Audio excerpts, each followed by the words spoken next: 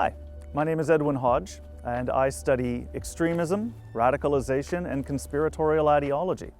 We've seen in the last few years a growth in extreme ideas, in radical ideas, and more than a few conspiratorial ideas.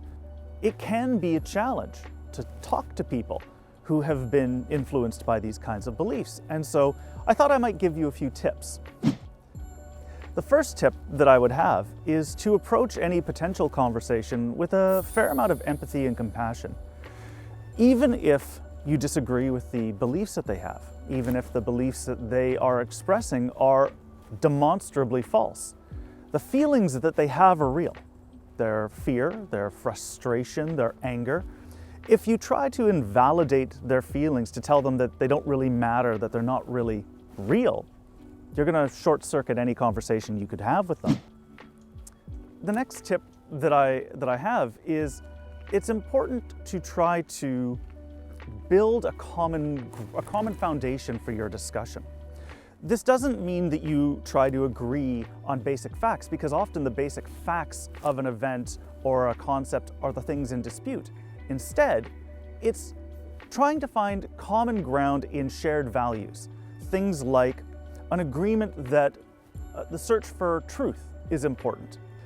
Even if the facts themselves remain open to challenge, that foundation can help move a conversation forward.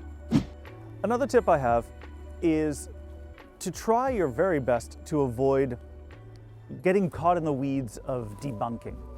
Instead, try asking questions that are designed to guide the person that you're speaking with through their own reasoning, through their own arguments. The idea isn't necessarily for you to learn more about their facts. The idea is instead to get the person you're speaking with into a position where they begin to see the inconsistencies in their own belief systems. Another tip that I have is to think about the social dimensions of conspiratorial movements and ideologies. People join conspiratorial movements. People believe in conspiracy theories because they're looking for a sense of purpose, identity, belonging. What they're looking for is community. In times like now, during COVID, when we are increasingly isolated, when we find it hard to build those communities or to remain connected to the ones we already have, we become more vulnerable to conspiratorial thinking. One of the ways that we can try to help people or to counter conspiratorial ideologies is by helping people to reconnect with the communities that they belong to. Finally, the last tip I could offer is one more for you. You have to remember to establish boundaries for yourself. Engaging in this kind of discussion takes a lot of mental energy. It takes a lot of effort. And at some point, you have to be willing to put that discussion on hold, to take a pause.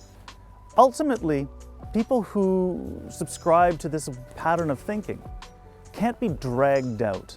You can't force somebody to abandon a belief that is a part of their identity. You can support them, but it's important to support yourself as well.